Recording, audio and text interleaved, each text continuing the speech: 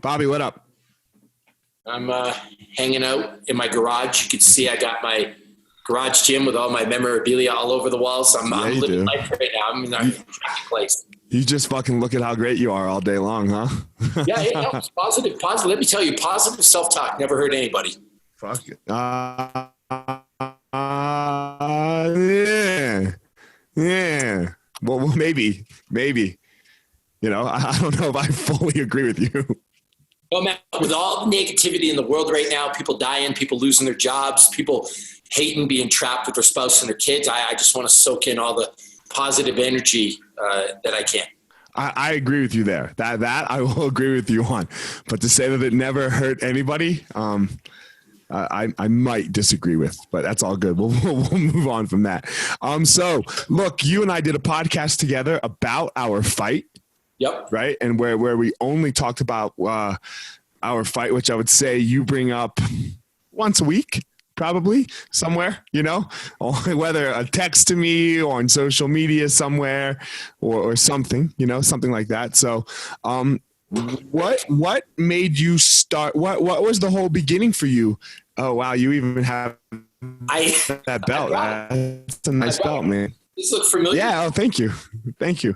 Yeah, for sure. I mean, like, I don't like to talk a lot of shit, you know, so especially not on the podcast or on social media. But, you know, one of us has more than one UFC win and the other one just has one.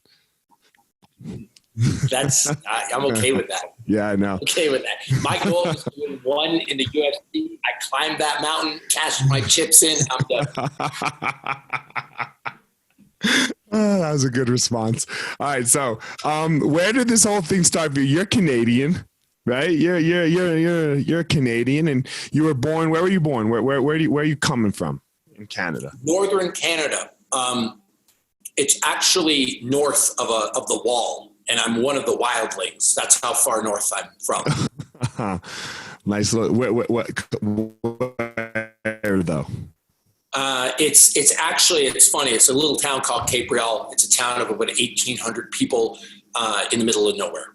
Like, you would never, put it this way, you would never drive through my town. You would never end up there by accident. It's pretty far north. Got you. And where did this whole like fitness, because would you say you're more of a martial artist now or more of a fitness person, or is there like a blend?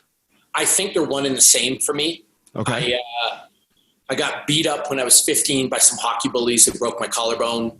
I wasn't fit at all. I wasn't the smallest guy, but I was really timid and shy and an easy target to get picked on. And I didn't know what else to do, so I joined the wrestling team. I lost every match my first year, but fell in love with it. I can't even tell you why. It was just, it spoke to me. Sure, that's odd, right? Because if you get beat up normally, you're just like, yeah, fuck. Like, if you suck at something, you're out. You're done. I sucked at it, but there was something about it that made me happy. And so I didn't know what to do after that and how I would get better. And so I accidentally found myself in the weight room. Didn't know what I was doing. Didn't even really have a concept of how much it could help or if it would help at that point. Got pinned under a 45-pound barbell. Just kept showing up, hoping that it would help. And then literally the next thing I know, I'm a great wrestler. I'm fighting in the UFC. I'm doing all this stuff. And it was like at that point that I realized that working out and fighting for me were very closely related because they were both a vehicle for me to get a better life.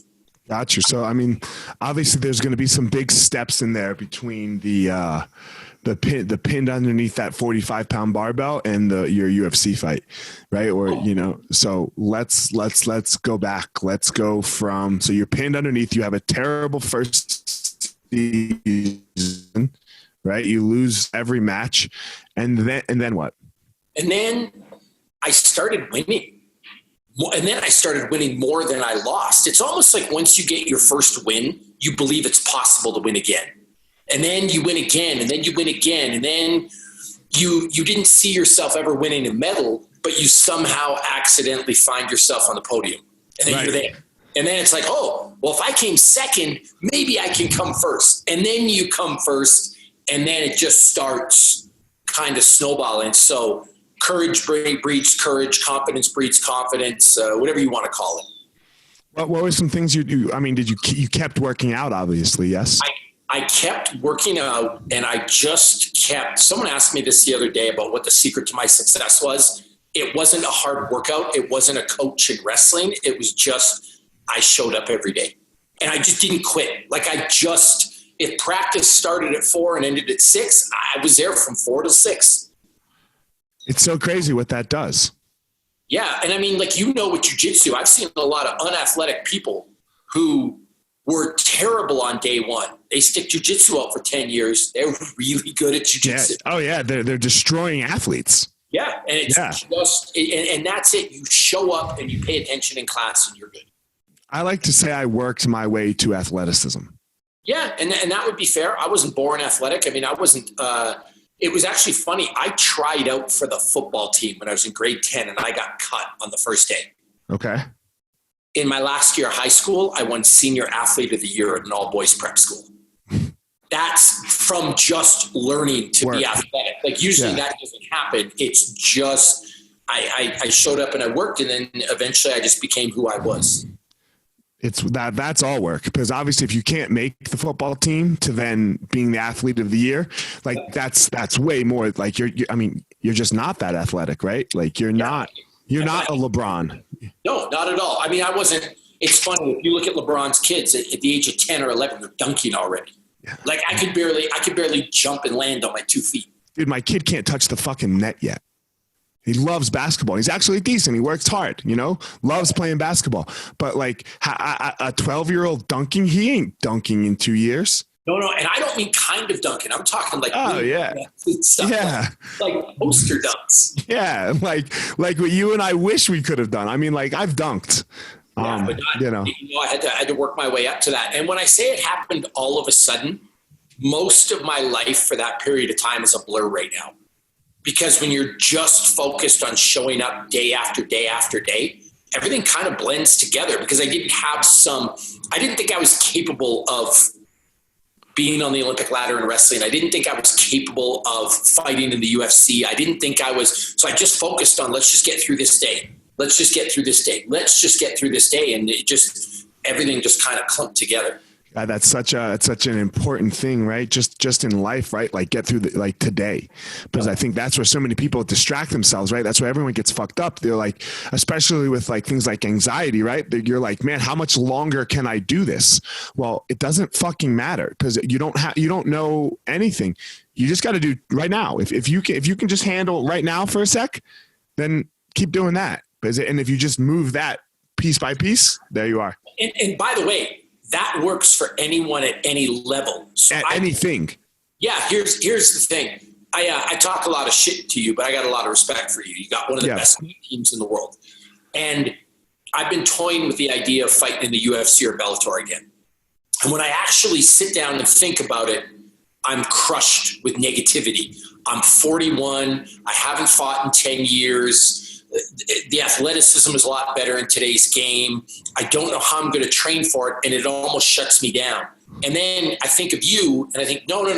I'm just going to go to Colorado, and I'm going to train every day for 6 months. That's all I'm going to focus on. I just got to survive Monday and start again. And if I do that 24 times, Eliot will have me ready for the UFC. It's like it becomes easier and manageable just focusing in on that versus the end of the road and the walk out to the octagon. Yeah, that's too big. That could crush you. That could crush a lot of us. And that's from a guy who's been there. Right. And like, I know I should be able to do it again, but again, I have to go back to focusing on, no. I just got to do one. And even on a micro level, I got to show up Monday morning, and then I just got to show up Monday night. What's your wife say to this plan about this plan? Well, she wants to know if the life insurance policy is in her name. Other than that, she's good with it, Eliot. What's she supposed to say? I don't fucking know, man. I know what my wife would say. I saw your wife walk by a second ago and just look at you with that look, and I was like, oh, fuck yeah. Yeah. Though, I would say this. She really supports me. But if she didn't, she knew what she was getting herself into. I've got this saying, you don't buy a racehorse and expect it to not want to run once in a while. Fuck like yeah. I work out, I fight. It's who I am. It's part of my fabric. It's probably never getting turned off. That's a good question. How do we turn it off? Right? Because I mean, like, look, you can't fight in the UFC at 50, man. There's no 50-year-olds. Like, this dream at some point, like, I feel you, because I still wake up every day and there's not a day that goes by. There's not a day that goes by in my life where I don't think about fighting in the UFC. Okay, so I'll say, though, there's a difference. Well, maybe not, because you're bigger now. But I think age is more of a requirement, if you will, at 155, 170, 205 than heavyweight. You could fight at heavyweight at 45 because it's not predicated on raw athleticism. You can't fight a guy like Mike Chandler, or you can't fight a guy like Jose Aldo, or you can't fight a guy like John Jones at 50 years old. But in heavyweight, I think if you were 45 in real good shape to carry yourself, you'd be okay. Well, you can see it at heavyweight right now too, right? Like, the only person that's inside the top 5 that isn't old is Curtis Blades. Yeah. Everybody else is 40, bro. Yeah, it's just because it's a different sport. Yeah. You know, the other thing too is, and I hate to put heavyweights down because I am one, but you know where the real heavyweight athletes are? They're making $15 million in the NBA a year. They're playing. Imagine you could take LeBron James and teach that guy how to fight, or you could take JJ Watt and teach him how to fight. They're not messing around with fighting. There's no money in it. Not like their kind of money. Yeah, not their kind of money. Not $15 million a year, or LeBron $36 million a year. They make way more than that, though, right? With endorsements and things like that, right? Like, that's what they make just from the contract with the NBA. That's just right? showing up. Like, LeBron's making hundreds of millions of dollars a year. He ain't messing with MMA. Well, and it's just, yeah. I mean, even out the money, they're still not going to fucking do it. Why? Right? $100 million to go play some ball sports, or $100 million to get punched in the face in a cage. Ball sports, homie. Yeah, I hear you. You know, ball sports. Plus, let's face it, the UFC is pretty cool, but playing in the NBA would be, I don't know. I mean, I feel like it's kind of cool to be in the same octagon as Randy Couture or Chuck Liddell, but you imagine you could be on the same court as MJ or Magic Johnson. It's just like, it's different, you know? No, I think if you could be the heavyweight champ of the world, there's something to the heavyweight champ of the world. Okay, would you rather be the boxing heavyweight champ of the world or the UFC heavyweight champ of the world? I'd rather be the UFC heavyweight champ of the world. That's fair. That's fair. I think honestly, I would go for boxing only because I ended up in the UFC kind of by accident. Like, growing up, I have a lot of boxing memories, watching Rocky as a kid. Sure. I think it means more to me emotionally. The UFC was something I kind of did. So I've always been a martial artist, so the martial art aspect plays, deeply with me. But as far you're the baddest dude, like John Jones is the baddest dude on the planet, man. Yeah. He just is. He just is. And that's in real life too. Right. Yeah. And actually, right.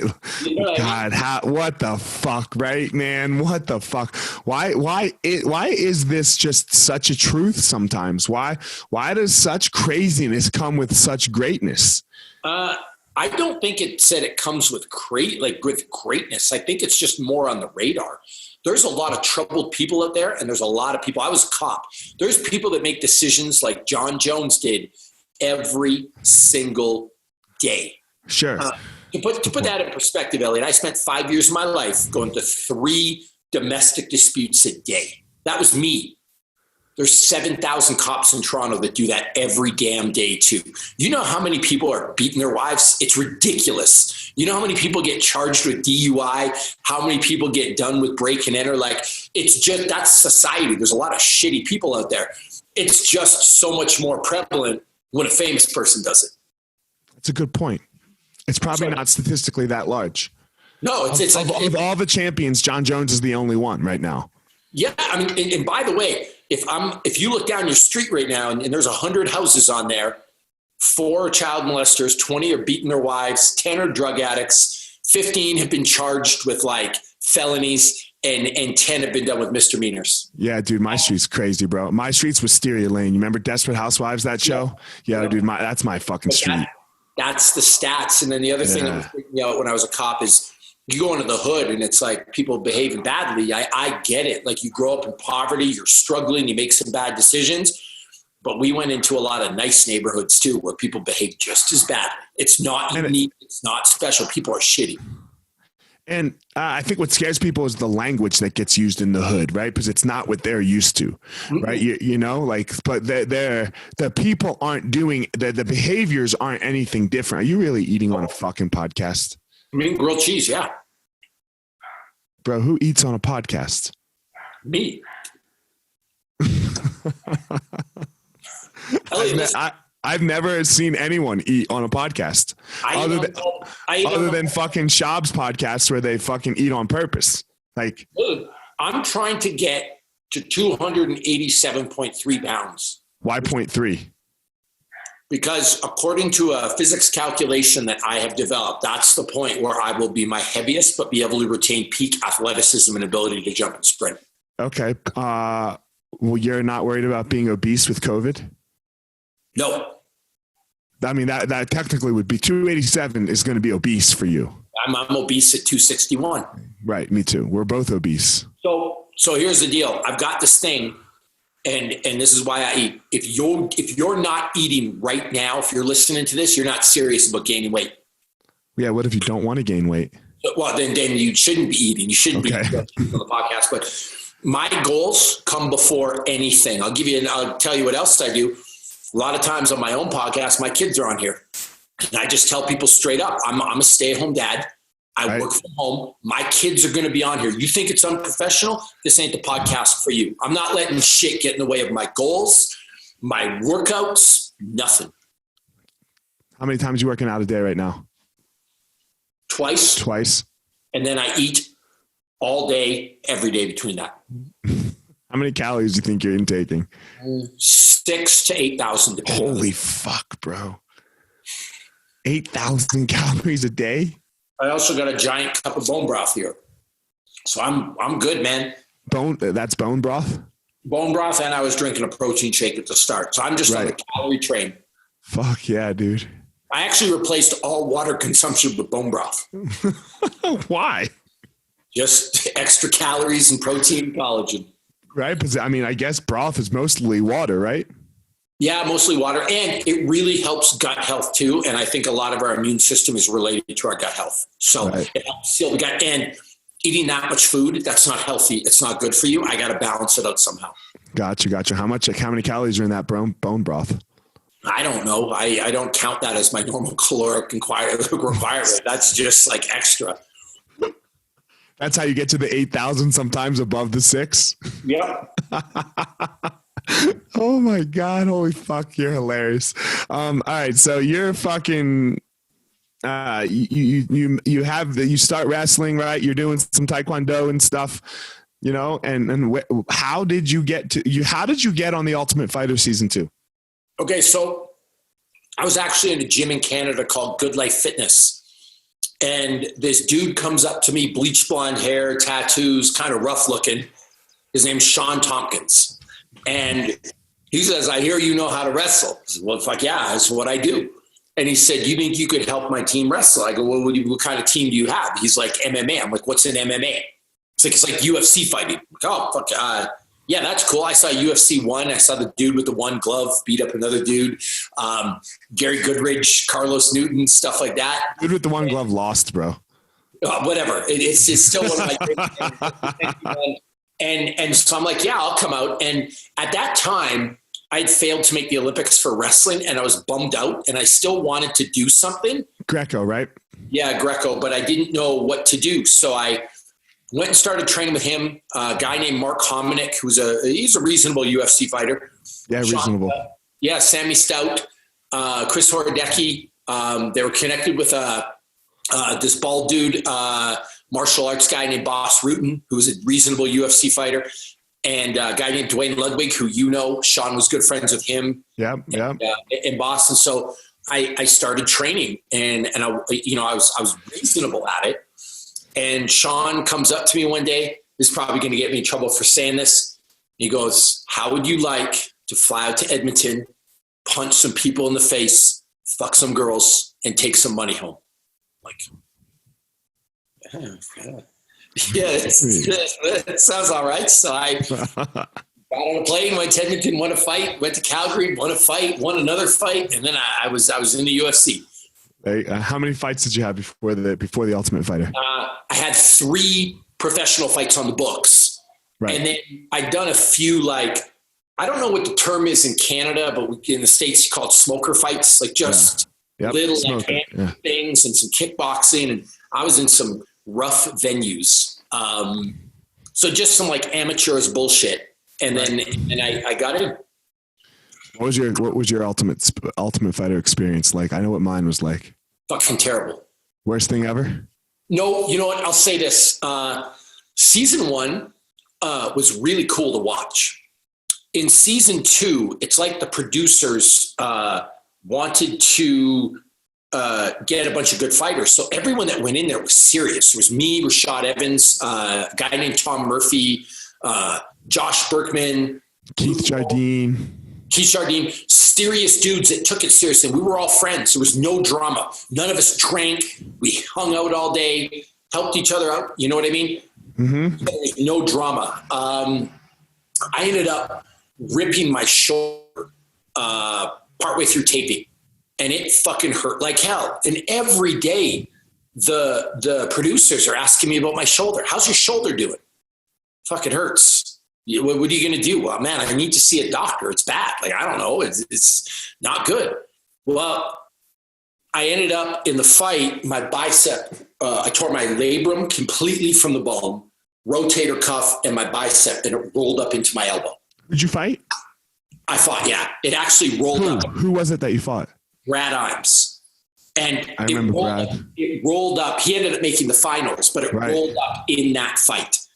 And the show came out, and they made me look like a complete whiner and a baby. They just spliced together 8 million questions of me saying, my shoulder hurts, it's fucked up, I'm going to need to see a doctor. And so I really, at the time, had a bad taste in my mouth for it, thinking, how could they do me like that? Like, this isn't real. And by the way, they didn't just do that to me. They did it to a bunch of other people on the season too, just different storylines. And the guy who actually ran the show, Craig Pilgrim, gave me a call. I hate that motherfucker.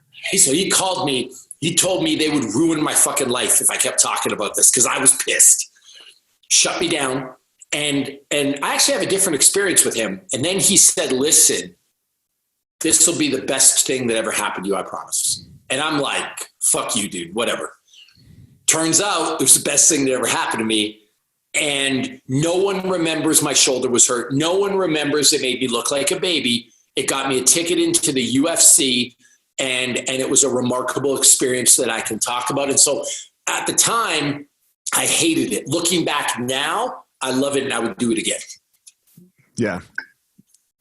So I would never. Oh, I mean, okay. If I had to do it for a first time to get into the UFC, well, then fuck yeah, of course. You know, but if they were like, yo, we're doing like a comeback season, 6 weeks in the house, fuck off. Fuck Dana, Scott Coker, Lorenzo, Joe Silva. If you're still a thing, if you're still alive, if you're listening, you do a comeback season, fucking pick me. Lorenzo's out, bro. So is Joe Silva. Silva's in like Virginia fucking chilling somewhere. I would never do it again, bro. 20 million, maybe 10. I'd do that shit for free. Really? Yep. Dude, that shit was awful. You know what? I loved it. Listen, I got to hang out in a house with a bunch of people who I deeply respect and admire. Tom Murphy's a great guy. Keith Jardine's a great guy. Rashad Evans, he's a great guy. Josh Berkman, he's a great guy. Melvin Guillard, he's a funny guy. I'm trying to think. I think my season was just nuts, bro. My season was so insane. The shit that went down, like it was a bunch of immature fucks. No, we had guys that were going to bed every night. You know what I got to do? Do you know who Tom Murphy is? Yeah, I know exactly. He came and did that DNA test on us. Yeah, he's really fucking good at jiu-jitsu, by the way. Yeah, he's good. I got to like sleep in a room with him and Keith Jardine and just ask those guys questions. Like it was fucking, it was good for me. Yeah, mine sucked. I was with a bunch of fucking immature fucks. I didn't like the way they made me look, but looking back on it now, if I didn't do that, I wouldn't be who I am today. Right. I wouldn't have had the opportunities I had. I wouldn't have had the submission of the night in the UFC. I'm credited in the UFC encyclopedia as the only white belt to ever win submission of the night. You jumped up like a fucking retard. You got that armbar, and then the way you jump. Oh my God. I was happy. I hear you, bro. I hear you. I actually didn't know how to do that. I saw it on a Dragon Ball Z episode, and then I tried to pull it off in the fight, and then I got it. And so I was. You and fucking what's his name, Keith Hackney, right? Or somebody like stood up on an armbar like that in like UFC 3 or some shit. You know, so it was fucking amazing. Oh fuck yeah! So, but what you're mostly known for now is this weightlifting thing, though, wouldn't you say? Yes. Yep, absolutely. And that's where you've made your name. You worked with Jim Jones for a while. What was that experience like? You left Jim Jones and went out and did, and now you're doing your own thing. So first, let's talk about the Jim Jones. How did you get hooked up with them? And I met the owners in Canada. They liked what I brought to the table in terms of resume and my abilities and everything. They had limited knowledge in terms of strength and conditioning, and God damn it. And did my own thing. So hold on, you cut up. They had limited knowledge in terms of what? Like strength and conditioning. Okay. In terms of how to run a business, really be in that industry. They had a big cult following. I ran it for 9-10 years, and then we went separate ways. I actually got fired from that job because of differences. And the differences, I don't try to badmouth anybody or talk differently about anybody, but we have a very different set of values, morals, and beliefs in terms of how a business should run. So now I'm on my own, and I'm fucking loving life. How are you dealing with this current situation that we got right now with COVID? Okay, so I have to preface this by saying, if you have a loved one that died from COVID, man, my heart, my little house, and I got a job. So I want to preface it by saying that. But for me, I'm fucking loving it, dude. I'm working out twice a day. I'm spending time with my kids. I get bang my hot ass wife whenever I want.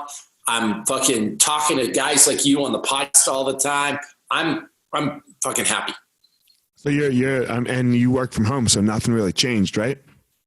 Yeah, I mean, the one thing that's a drawback is I did have a physical gym with about 25 amazing with. I miss them like crazy.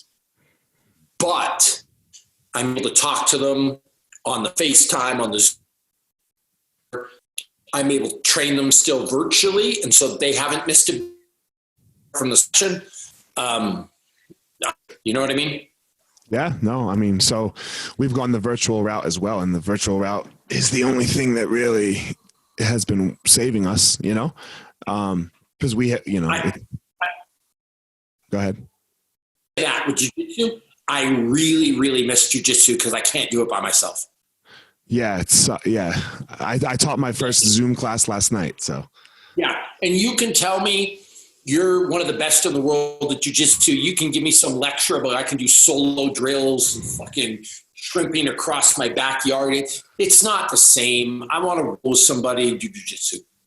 Yeah, I do think there's a lot you can learn right now, though, you know?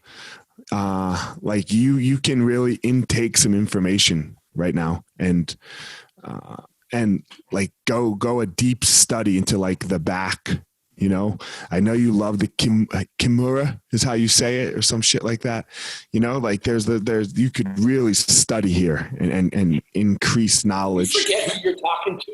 I know exactly who I'm talking to. Me. Yeah, I know. I want to smash people, man. You know what I've actually been doing though to further educate myself? I've been watching old Kerr. Mark Kerr. Yeah, the smashing machine. Yeah, for sure. Yeah. You probably think trickle down economics is the way to go too, right? The what? Know, trickle down economics, you know, that shit that came out in the 80s that people said, you know, like you probably think that works. I don't know what that is, but I think the three greatest submission grappling athletes of all time are in no particular order. Jesus Christ. Go ahead. Let's discuss. Mark Kerr. Okay, Mark Kerr, Elliot Marshall. Oof. And Matt Fury. Oh God, you're you're not even in close. You only say me because you beat me, and then you get to say that. But let's talk. Maybe we'll take out Fury and we'll put it. God, is this my internet or your internet? Because it is not good. It's probably mine. You want me to go inside? Yeah, move inside because you keep cutting out. Okay, let me switch locations. Oh, damn. What do you got to say about Carl Gotch? What? What do you got to say about Gotch? Nobody knows who he is. Do you know who he is? Yeah, I've heard of him, but not really. Just catch can. Old school catch wrestling. Yeah, okay. So the best submission grapplers. Are we talking no-gi? This is what you want to talk about? Well, Carl Gotch is the greatest of all time. You need to talk to Neil Mellinson. He'll teach you about that. But I'm joking. It's Mark Kerr and it's not Carl Gotch. My three greatest of all time are probably, I got to put Gordon Ryan in there just because I think he's done some stuff nobody else has done. He's on another level. Hodger Gracie, and man, I'm probably going to say Andre Galvao. Yeah, there's a list of four in my opinion. It's Hodger's number one. No, nobody's better than Hodger. Okay. And that's just because what if Gordon and him fight right now? Hodger. You think so? Wow. Hodger. I've never trained with anybody like Hodger Gracie, bro. The bold statement. Hodger. Have you ever trained with Hodger? No. So, look, and this takes nothing away from Gordon, okay? Gordon beat my ass the last time we trained.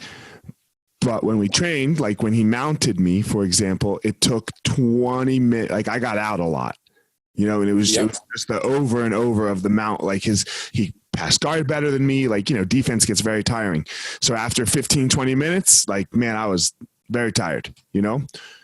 Hodger finished me 15 times in 10 minutes. Wow. Same thing from the mount. He would mount me and then walk my arms up and then finish me, you know, and then mount me again like this. And this was the 2008 year where he was an absolute beast. Do you think, and answer honestly though, do you think that's because of how they roll though? Because I've rolled with guys that try to tap you constantly. I've also rolled with guys that just work on weird shit. And I feel like, pardon? I feel like Gordon will be like, he'll decide one day, I'm going to try to mount this guy for 20 minutes and not sub him. No, he was trying to sub me. He was trying to sub me from the mount. Wasn't he? Was, yeah. Okay. He wasn't taking my back, which is his special, like he's the best at taking the back, right? Like, you know, and leg locks. So he wasn't doing that so much, but I can only discuss the mount position, right? And in the mount position, yeah, I could get out and I could not get out. I didn't get out of Hodges once, man. Apparently it's my internet. your internet, because down in this spot, it's usually in the garage. It's never. It's yours. Yeah, it's mine. We'll just keep going. We'll have to edit it out and stuff. So you leave Jim Jones. You're out on your own now, right? And what was that experience like for you? Like, just like, a paycheck is nice, right? Like, Jim Jones is paying you, right? No matter, like, there's you get a salary. What was it like to go from the one big thing to the other? You had a family. You had it wasn't like it's just back in the day when you were fighting, right? It's just Bobby Maximus, baby, for the most part. Yeah, I think there was some hurt feelings. I felt like I poured my soul into that place, and that all my IP, my content things were taken away from me because. Oh shit! They took that. Yeah, when I left, a lot of it just retained there, but I got over that quickly because I realized that what I was teaching, it's not copyrighted, it's not magic. There's no secret that I could rewrite everything again and do it better, because now I'm doing it a second time. So if you look at, like, for example, a seminar book I wrote with them with all my ideas, I just had to write it again. And obviously my training philosophy has changed over the years, and I could improve it and I could do it again. So those negative feelings went away, and who cares? Teaching a lot of the same stuff that I'm teaching. I fucking wrote that. I did that. Everybody knows it. That satisfied my ego. Right. And look, even a lot of people are teaching the same things. Right? Yeah. It's all out there. Yeah. It's no secret. I mean, even like if you look at the main saying of the mind is primary. The mind is primary. Right. That was stolen from a Bruce Lee book, The Tao of Jeet Kune Do. So it's not like that was something that was like some magic saying that somebody came up with. It's just is what it is. There's been a lot of influences, and so a lot of the strength stuff I do. If you read my book Maximus Body, I give credit to people. I mean, if I learned something, I actually you taught me on the internet this move for jiu-jitsu. It's when you're in a north-south and you kind of trap the arm with your heel. And then you can either work kind of like a Kimura armbar, or you can turn down on your belly and you can adjust your legs and do a reverse triangle. You put a video series on it. Yeah, whatever it's called. Yeah. Anyway, I've started doing that to people all the time, and people are like, "Where did you learn that?" I'm like, "Well, fuck, you got to go to Eliot Marshall's Instagram, check him out. He's fucking teaching stuff." I give people credit where credit's due. I think we all steal. Everyone steals. Nothing's. There's nothing new. So when I kind of got over that, I was fucking good to go mentally. And the paycheck thing, whether you're handed a paycheck by an employer or making your own paycheck, it's the same shit. I just think it's how you frame it in your mind. Yeah, but one's guaranteed. Like right now, mine's not guaranteed. Yeah, except nothing's guaranteed, because your employer could furlough your ass or lay you off or go to business because they made business decisions. So there's an illusion that your salary is guaranteed, but it's never guaranteed. I agree with you. Yeah, I agree with you. I was just seeing your opinion on it there. Fucking just straight bone broth like a gangster. Is it cold or is it hot? Which one? It's ice cold right now. I pulled it right out of the fridge. I didn't have to heat it up before the podcast. Dude, that's fucking gross, homie. Yeah, well, you know what? You think it's gross till you watch me bench press 225 for 42 reps, which straight, which puts me in the all-time top 5 at the NFL Combine, and then you're drinking bone broth. I think it's more than the bone broth. Shit. I think it's more than the bone broth, homie. I think there's some work in there as well. Yeah, 26 years, 2 to 3 a days. That'll probably do it. Fuck yeah. So, what are you saying to the people right now that are at home, stuck? No garage gym like you've got, and, I have my Peloton and my garage gym. So I had to throw the Peloton in there. What do you say? What are those people doing that are just stuck right now? I'll say this. I'm not lucky. I'm fortunate to have a garage gym. Well, a bunch of other people out there were buying fucking watches and cars and going on trips and bullshit they didn't need. I invested in a garage gym. That's just what I wanted to, because fitness is a huge part of my life. And you could have done the same thing. So you got no one to blame but yourself. Everyone should have a gym in their damn house. Going to work out is like brushing your damn teeth or wiping your ass. It's like just shit you do. Like, it's just get done. Even you have a barbell and some weights and some shit at your house. It's just what you do. By the way, during this time, if you don't have anything, you can go like your little fingers on the internet, Amazon.com or whatever it is, and order some exercise equipment and you're fine. All that said, you don't need a piece of equipment. A big part of my program, even when I have a garage gym, is no gear type stuff. And it works. If you do burpees all day, if you do squats all day, if you do frog hops all day, you're going to be one of the fittest people around. So there's no excuses. So you have a place where people do, so on your website or something, you have a place where people could go and check out, like, you know? Yeah. I've actually made my no gear program free. It's taken from years of experience with special forces soldiers, the UFC, stuff that I did when I didn't have weights at my head and had to work out and figure it out, like the real roots of my training. And I do a how-to video for people every day on my YouTube channel. I'm just giving it away for free. It's one of the best programs, I think, in the world. There's a lot of times when people have a full gym that I still have given them this no gear program because I think it works that well, and you can figure it out.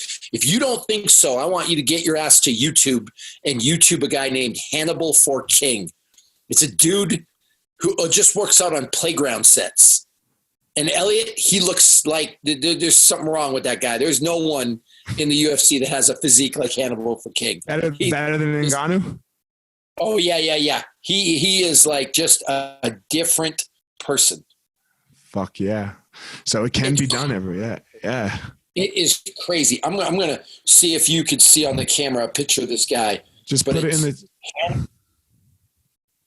Where is he here? Hannibal for King. Images. Here we go. Can you see him at all? Get the fuck out of here. No weights.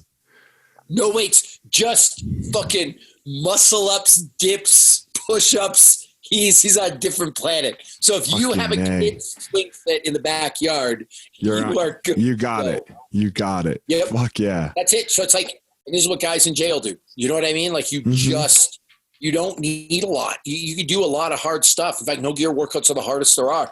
People use gear because no gear is too hard. You know why lat pull downs were invented? Because pull are too hard for people. A bench press was invented because push-ups are too hard for people. So just do those things and you're fine. Sure, because people can't push their own body weights. They have to do something to push less than their body weight. Yeah, so stop crying. Just be active and work out. I agree with you. Working out is pretty easy. Yeah, I mean, it's not like jiu-jitsu at some point, a partner. Boxing, you need a partner to spar if you want to. You need a teacher. You need someone to teach you.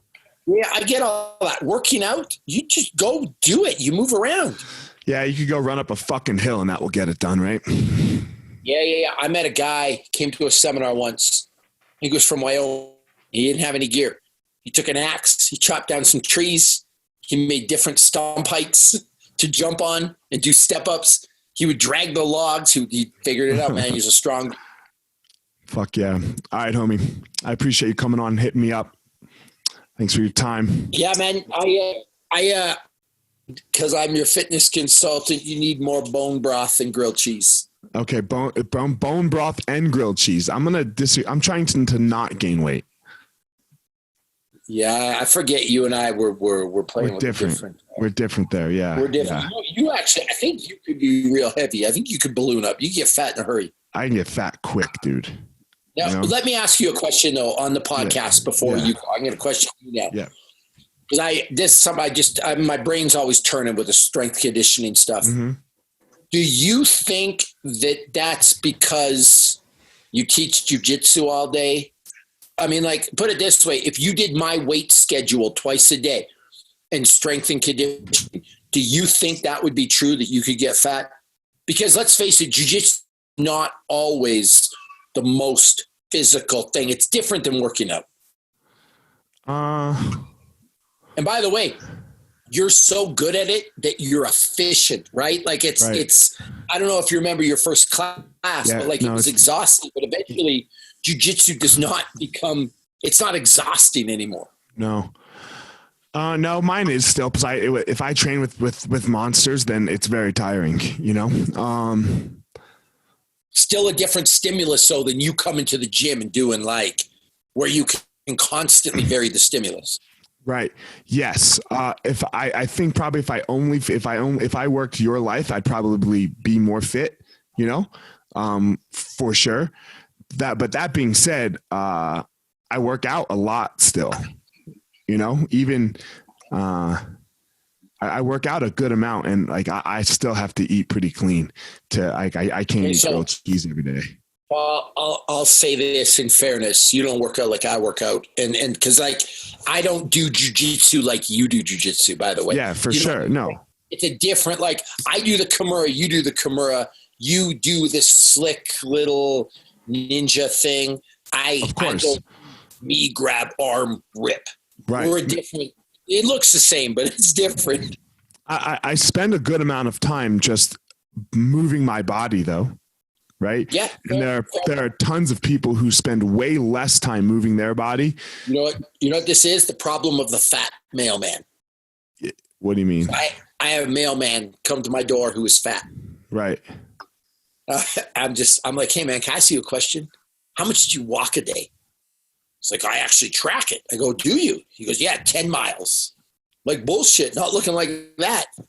And he's like, I walk 10 miles a day. I'm like, anyway, I got to know the guy. And yeah, sure enough, he's walking 10 miles a day. He walks. He just eats like shit. Started, that too. But when he first started, he lost all kinds of weight because he wasn't good at walking. Eventually, he got so efficient walking, it just wasn't effective anymore. Didn't burn the calories. Right. You know what I'm saying? So in working out, you can come with me and every day I can give you like, okay, so cardio for jiu-jitsu, you have one choice, jiu-jitsu. You come with me, you got a skier, you got a bike, you got a rower, you got burpees, you got bear crawls, because you can constantly change the stimulus. No, for sure. I get it. No, for sure. Yes, for sure. Jiu-jitsu is focused on jiu-jitsu. Working out is focused on this idea of being fit. So there's differences. Things, you know what I mean? So yeah. Been a blast. Thanks, man. I appreciate it. Tell everyone where they can reach you. At Bobby Maximus, BOBBYMAXIMS, or BobbyMaximus.com. All the roads go through those things. Conversely, if you say Bobby Maximus 3 times in a mirror in the dark, bad shit happens, like the Candyman. Do you know the Candyman, Eliot? Oh yeah, I know the Candyman. I loved Candyman, homie. It's funny. My son asked me who the Candyman was, and I'm like, well, Beans, it's like the boogeyman for people that live in the hood. What? Yeah, fuck yeah. All right, guys. Yeah.